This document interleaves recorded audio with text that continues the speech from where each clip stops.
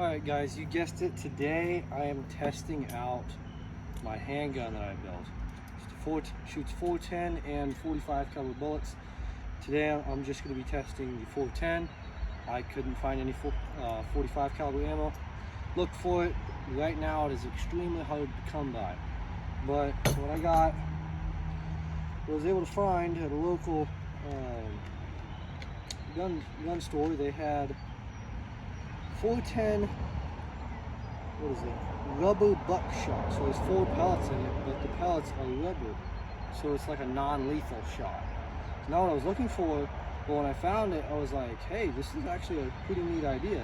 There's barely any gunpowder in it, just the 4 shots in there, so it's not like a super powerful round, non-lethal. So if it blows up with this, then it can't handle anything else. With this super light load, and I'm going to be testing it with, I'm going to be clamping it down in the device that I use to manufacture the entire gun.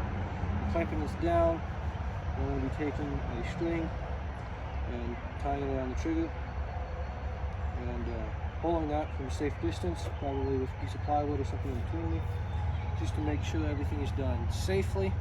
And if it blows up, it doesn't matter because I'm going to be a distance off.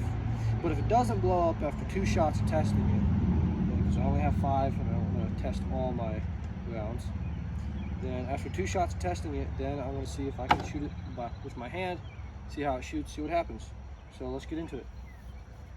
Okay, so this is the setup that I have right now. I have a big old vise crimped down on the handle. Then I have a string tied to the trigger to where I can hold this up there, and then when I yank on the string, it'll come down. I have a brick behind it to kind of keep the vise from sliding. Then I have this piece of plywood, which is not going to stop like a whole round or anything, but any little projectile or anything coming back, it could stop that. I'm just going to duck behind it here with the string and pull it when I go to fire it. So let's go ahead and test that.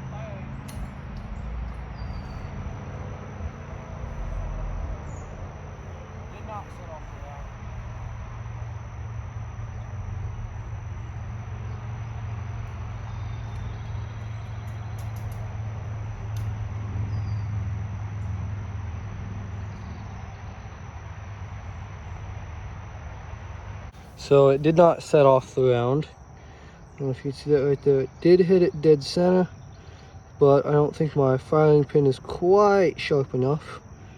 So I'm going to take that off, grind it down a little bit more to make it more of a sharp point, and then we'll see if that works. This is also the rubber buckshot that I'm using. It's kind of neat. You can only see there's a tiny little bit of powder in there. It's kind of cool. Never heard of this before, the rubber buck, but found it in that gun shop and I thought it was pretty neat. So that's what I'm testing today. And let's fire down that firing pin and see if it'll set the round off.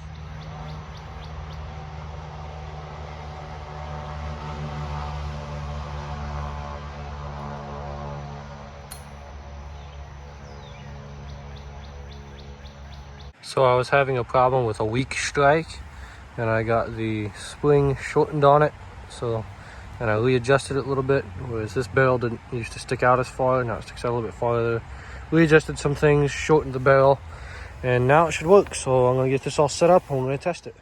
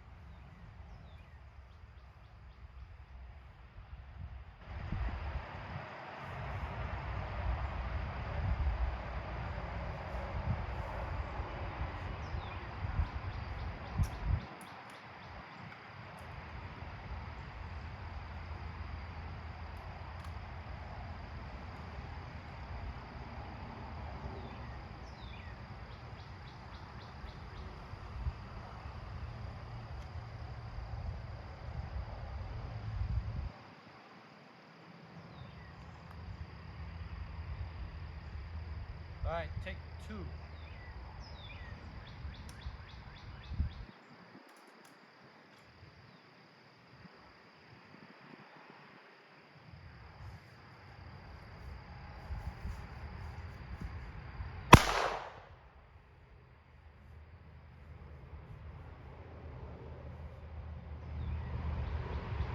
Okay, so we got it working, and now I'm going to try shooting it by hand. So nothing has moved, everything is still super tight. It looks fine. So let's go ahead and shoot it and see how she works.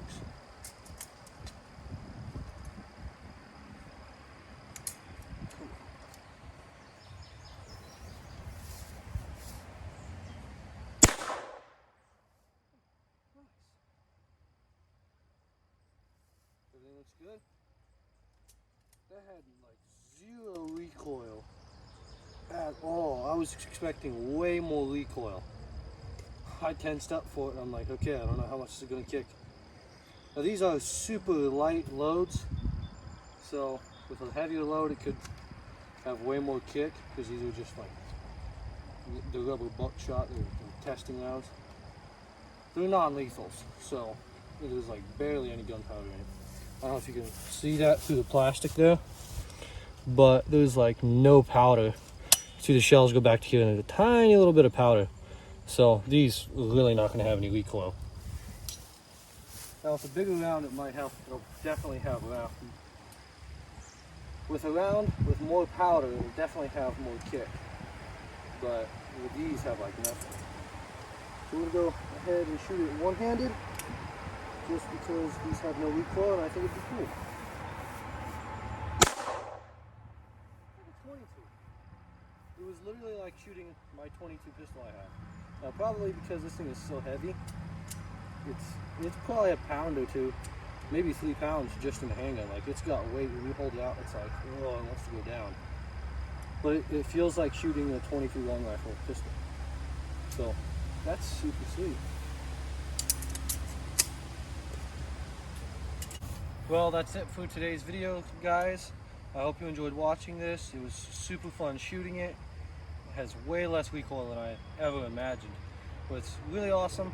I'm gonna paint it and wrap the handle duct tape, maybe modify some other stuff on it. So you can catch all that in future videos and continue shooting it.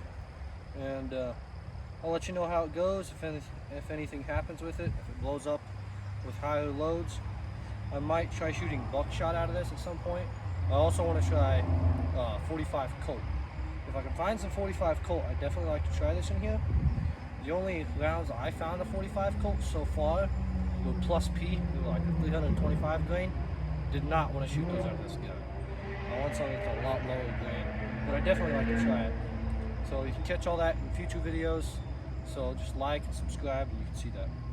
I did want to show y'all that I was shooting at this empty oil jug, and with that rubber buckshot, it didn't do a thing to it. Like, it didn't even scratch the sticker. There's no dents in it or anything. It's like, man, that rubber buckshot, I mean, it is rubber, but still rubber moving at high speeds could actually penetrate. I'd love to see if I can find one of them. That'd be really neat. But it really did not do a thing to this at all.